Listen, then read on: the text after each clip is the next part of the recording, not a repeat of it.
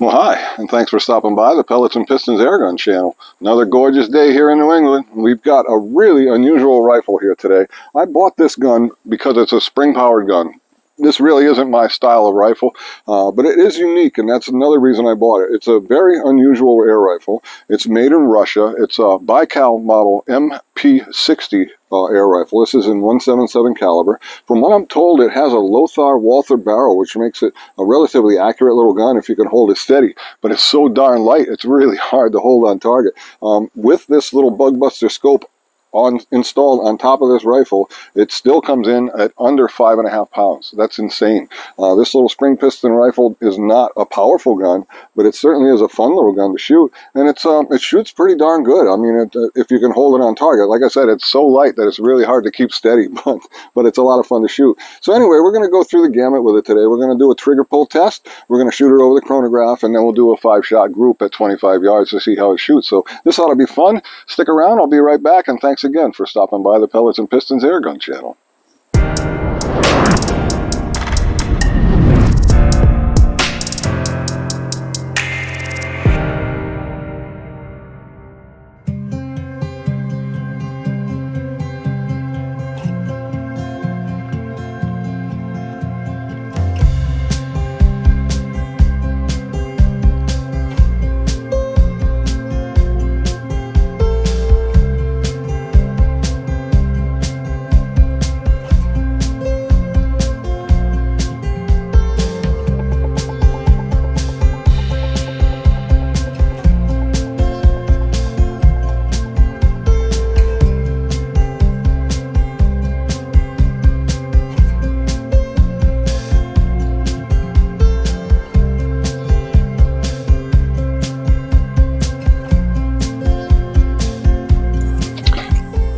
Okay, so we are at the bench with the Baikal model MP60 air rifle. This tiny little space-age rifle looks like something out of Star Wars, doesn't it?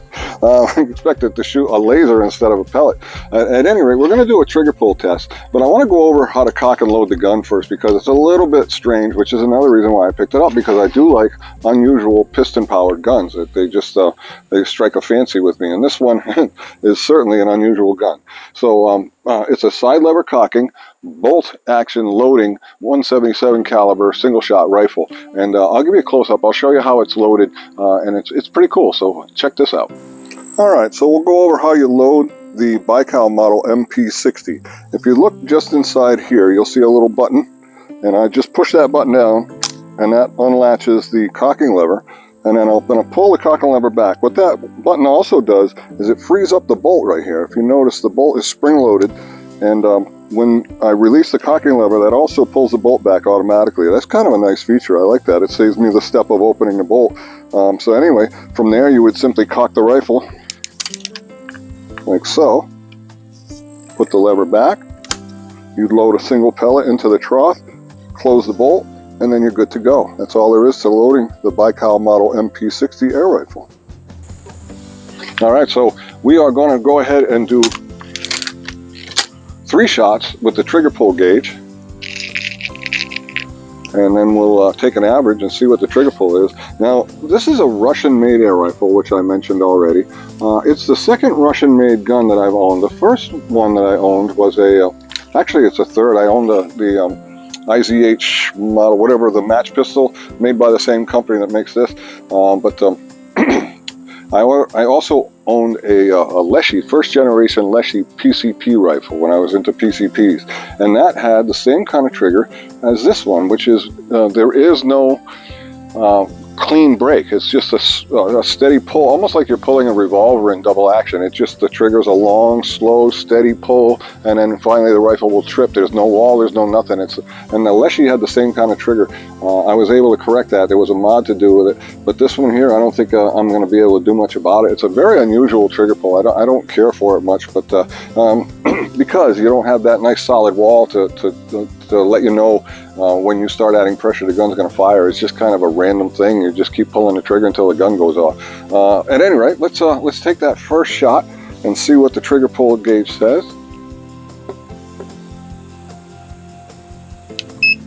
All right, let's see. Shot number 1. 1 pound, 8.6 ounces. That's not too bad.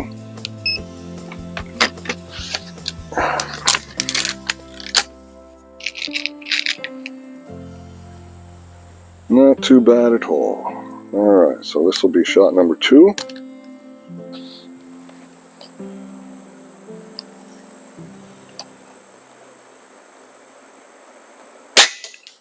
£1 pound, 9.7 ounces. Pretty consistent. You can tell by how easy it is to cock that it's certainly not a powerful rifle. But it's fun. It's just a cute little gun. This is the kind of thing I could see taking on a camping trip or something. So you'd have something to do. You could sit at the camp and plink all day long with something like this and have a blast. All right, this will be shot number 3 as a noisy truck goes down the street.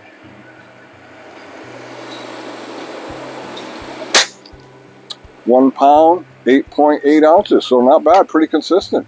So the next thing we're going to do is put it over the chronograph. We'll take 5 shots and we'll see what the average is, and we'll put up those numbers for you. So I'll be right back. Stick around. Okay, so we're back with the chronograph. We're going to run this thing over the chronograph about 5 times, and we'll see what it's got for juice. Don't expect much. Like I said, if a gun can cock this easily, right, how much can you really expect out of it? But that's probably not the real intent of this gun, is to be a powerhouse. It's just a fun little plinker with the potential, from what I understand, to be quite accurate.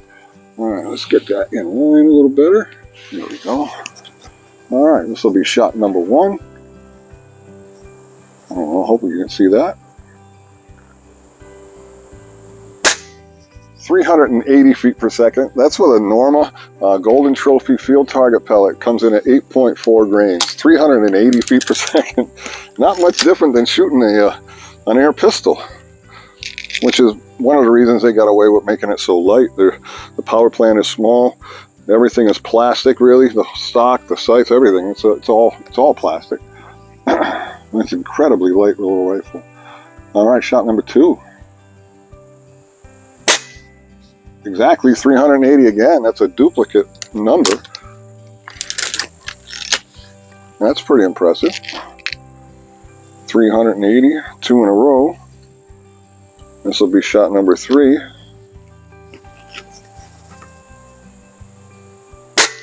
374.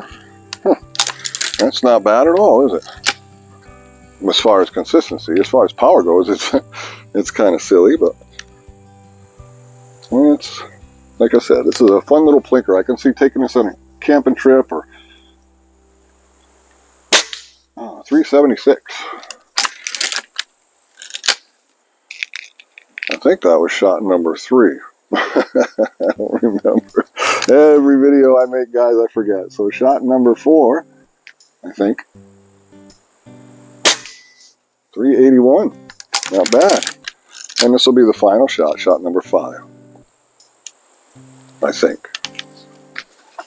All right, shot number 5.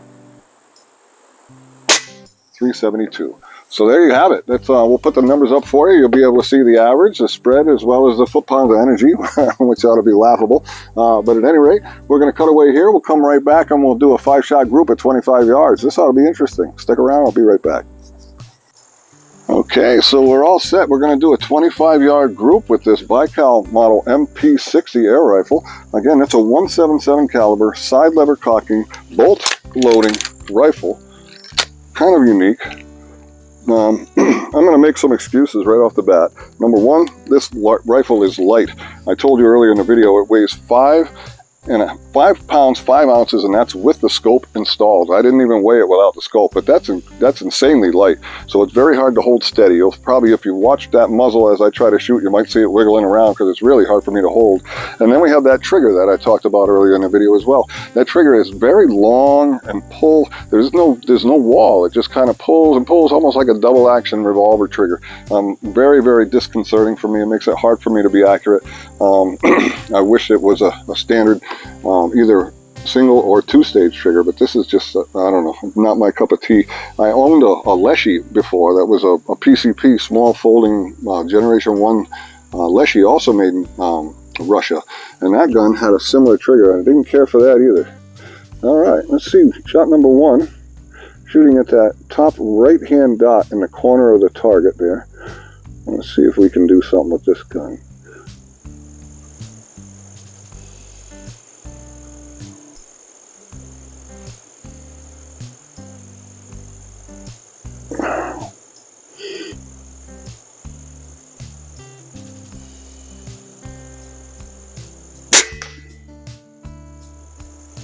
I don't know where that went. No idea. All right. Shot number 2. Like I said, the gun has a lot of potential. I've been able to get some pretty good groups out of it, but I can't do it consistently. I have a hard time with this rifle. Shot 2.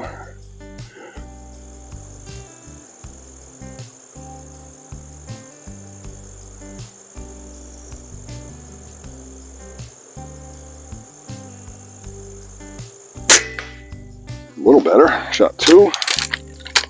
You can hear how long it takes for that pellet to get there. I can actually see them through the scope sometimes as they lob into the target at this very low velocity. These 8.4 grain pellets have a pretty pronounced trajectory even at 25 yards. All right, this is shot number 3.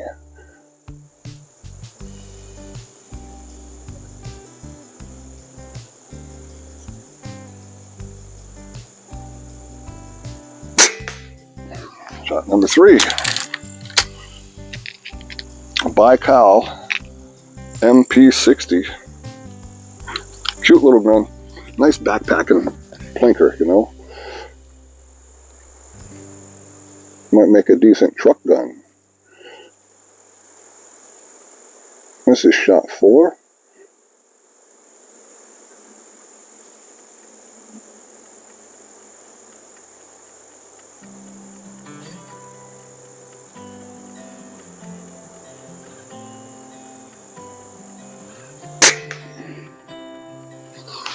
And lastly, shot 5.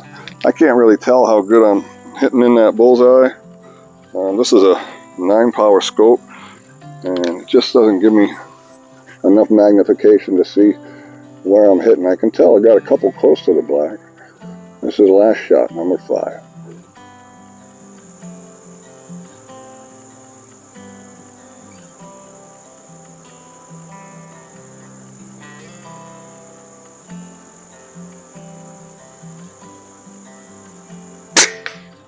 Okay, that's about the best I can do for you guys with the Baikal MP60. Cute little gun, don't you think? At any rate, we're going to ring the bell and celebrate this new addition to the collection. So I'm going to cut frame here, we'll zoom in on the bell, and we'll ring it a couple of times for you, so stick around. Alright, so we're going to give a shot at ringing the bell with this Baikal model MP60 177 caliber side lever cocking bolt action rifle. Now I just did a few shots off camera. It took me several shots to figure out where my holdover is. And my holdover at 60 yards is the very bottom of my scope image, holding on the target, and I'll just barely get that pellet to lob in. So you may or may not even hear this, but the holdover is roughly an equivalent of about 3 feet at this distance to hit that target. It's a riot. All right, let's try it. Shot number 1. Listen up, listen real careful, because it's going to be quiet.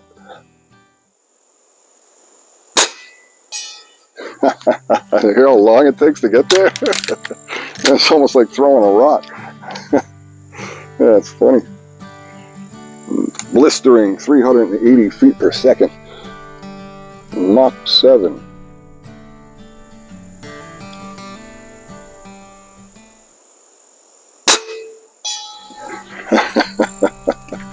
I hope you can hear it. I'll try to turn it up a little bit in the video for you.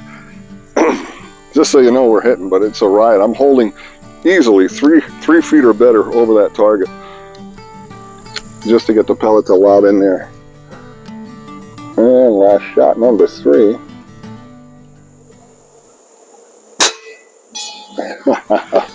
And there it is, folks.